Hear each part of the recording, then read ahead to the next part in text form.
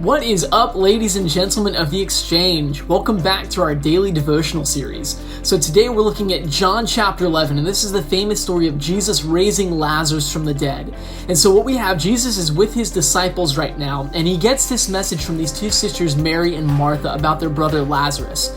Now in the other Gospels, we learn that Jesus and Lazarus are actually very good friends. And so Mary and Martha send this message to him saying, "Teacher, our brother Lazarus is sick. Please come." And we see that what they're hoping to do is that Jesus would come and he would heal Lazarus and prevent him from dying or getting any sicker. And when he receives this message, Jesus looks at his disciples who are probably expecting him to get up right away and go heal his friend. And it says this in verse 4. When Jesus heard this message, he said, "This sickness will not end in death, but it's for the glory of God, so that the Son of God may be glorified through it." And that's kind of an odd phrase for Jesus to say, because you'd think that God would be more glorified by somebody being healed and taken care of than by them being sick. But Jesus is saying that this sickness is actually serving to glorify God. In fact, he even goes on in verse 5 to say, "Now Jesus loved Martha, her sister, and Lazarus. So when he heard that Lazarus, was sick, he stayed 2 more days in the place where he was." And now it gets even weirder, because what John is writing is this: Jesus loved Mary, Martha, and Lazarus, so since he loved them, he waited 2 more days before going.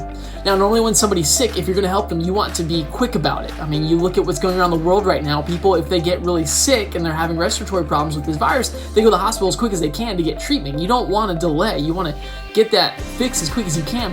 But Jesus is saying that because he loved Mary, Martha, and Lazarus, he's going to wait longer. And so clearly Jesus is up to something. I mean, he's proven time again, he knows what he's doing. He's a good rabbi, he's a good Lord, and he cares about his people. So this waiting has got to serve some purpose. So Jesus gets back into this discourse with his disciples, and we continue down, and they're asking Jesus, well, okay, what's going on? You're saying that this illness is serving to glorify you. You're saying he's not going to die. But you just said he's fallen asleep. Earlier he says, Lazarus has fallen asleep. And in verse 14, Jesus says this to disciples. He says, he told them plainly, Lazarus has died. That's it. But I'm glad for you that I wasn't there so that you may believe. Let's go to him. And so it seems that Jesus is saying that this whole event with Lazarus dying and Jesus going to be with him, is serving a greater purpose than just Lazarus' health. Now, a lot of times we look at times when we suffer, when somebody we know is suffering, and all we see is that immediate moment. And I'm not trying to pull away from how bad some of these moments and times are, but Jesus is saying that this event will serve so much more. He's saying, I'm glad that for your sake, my disciples, I wasn't there to heal him right now, but let's go to him right now. And so Jesus leaves with his disciples. They travel to Bethany. They get there, and as they're approaching the town, Martha comes running out, and she falls down before Jesus, and she looks at him and says, "Lord, if you had been here, my brother would not have died." And what's interesting, we see these people that have been with Jesus, and they'd seen all that he was doing, and you'd think, we look at this and we say, okay, there's so many signs, surely you trust that Jesus can do anything. But Martha has fallen at Jesus and saying, "Lord, if you had been there, my brother would not have died." And in essence, what she's saying, Lord, there is a limit to what you can do. Clearly, death is that limit. But if you had been here, you could have stopped it before he died.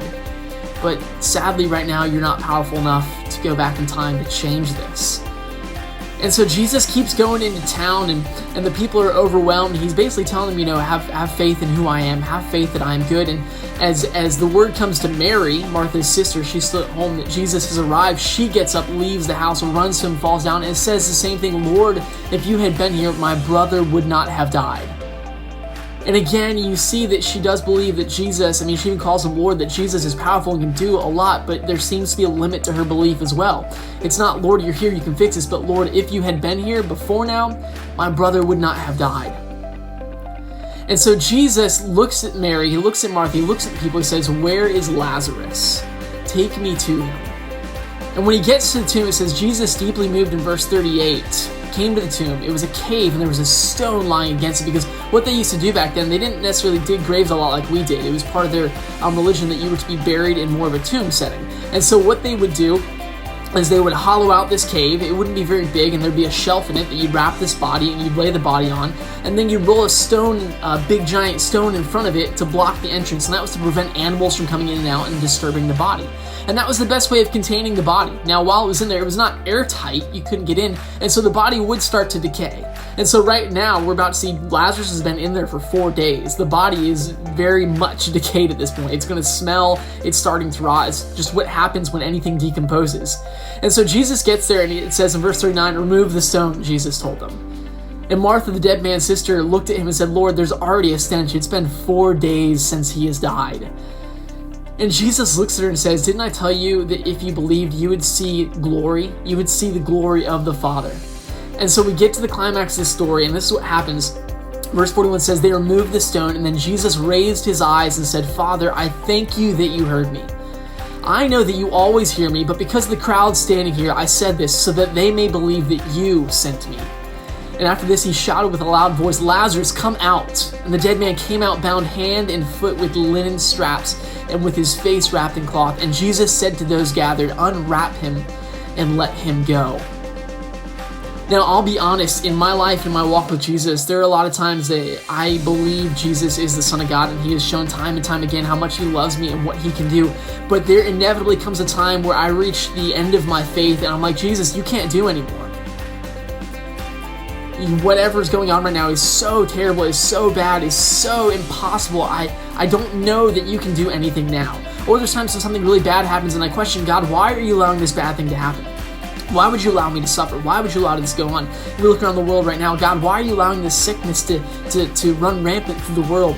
But what we see in this passage is 2 things about Jesus. One, Jesus' power is limitless. He has power over death. Lazarus wasn't just dead like an hour, so you could look and be like, well, maybe he wasn't fully dead. He was dead 4 days. He was dead. And Jesus could still call him back.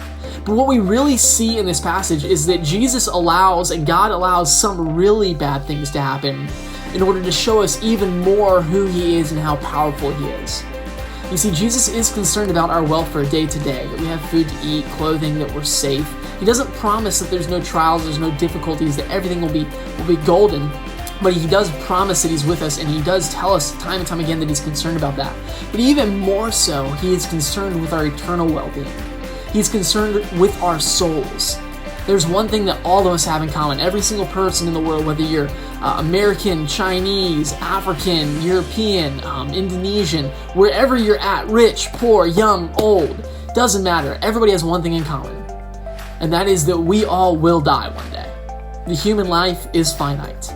And so regardless of what happens in your life, you'll reach the end point, and Jesus is more concerned about that end point. And so what we see in this passage is that sometimes Jesus allows really bad things to happen in the world in our life to show us even more surely how good God is, to make us realize who he is and see him as the Lord of all creation. Now, that doesn't make the bad things any more fun, but it does show us how powerful and how good our God is in the midst of any situation. I love you guys. I hope that this week is going well so far. I'm excited to meet with some of you guys tonight on Zoom. I'm looking forward to talking with you and hearing how your days are going. If you want to reach out to me, feel free to comment down below, shoot me a text or comment on Instagram, and I'll talk with you guys soon. Love you.